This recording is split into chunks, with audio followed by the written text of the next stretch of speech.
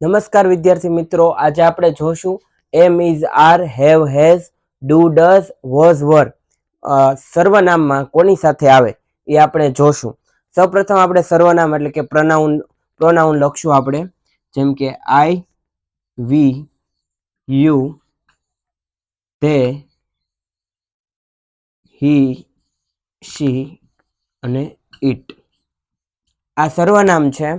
હવે આમાં એમ is R કોની સાથે આવે, હેવ હેઝ કોની સાથે, ડુ ડઝ અને વોઝ વર કોની સાથે આવે એ આપણે લખશું. પહેલા આપણે એમ ઇઝ આર ની વાત કરશું.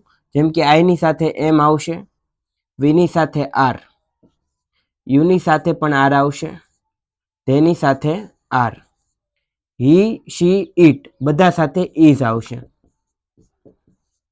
આપણે ટેબલ બનાવીએ છીએ અને આ બધા એક હારે આપણે ઉપયોગ ન કરી શકાય, કાં તો આઈની સાથે એમ આવશે, એવી રીતે આવશે.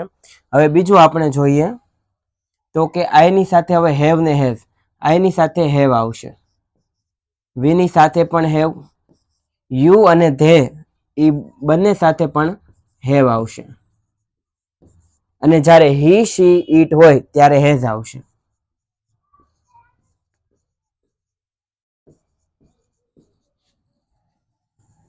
હવે આપણે ડુ અને ડઝ ની વાત કરશું કે કોની સાથે ડુ આવે અને કોની સાથે ડઝ આવશે. આઈની સાથે ડુ આવશે, વી, યુ અને ધે એની સાથે પણ ડુ આવશે. જ્યારે હી, શી, ઇટ હોય ત્યારે ડઝ આવશે.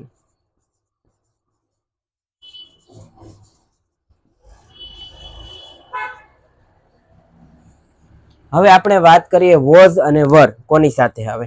આઈ, વી, યુ અને ધે. સૌપ્રથમ આઈની સાથે વોઝ આવશે અને વી, યુ અને ધે ની સાથે વર આવશે. આ બધા કીવર્ડ છે, જ્યારે ટેન્સને ઓળખવાનો હોય ત્યારે પણ આ કામ આવે, અને જ્યારે સર્વનામ સાથે ક્યારે એમ ઇઝ આર આવે, ક્યારે હેવ હેઝ આવે, આ બધું આપણે જોવું પડશે.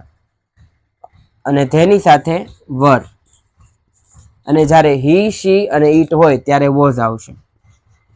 હી વોઝ, શી વોઝ અને ઇટ વોઝ. Thank you.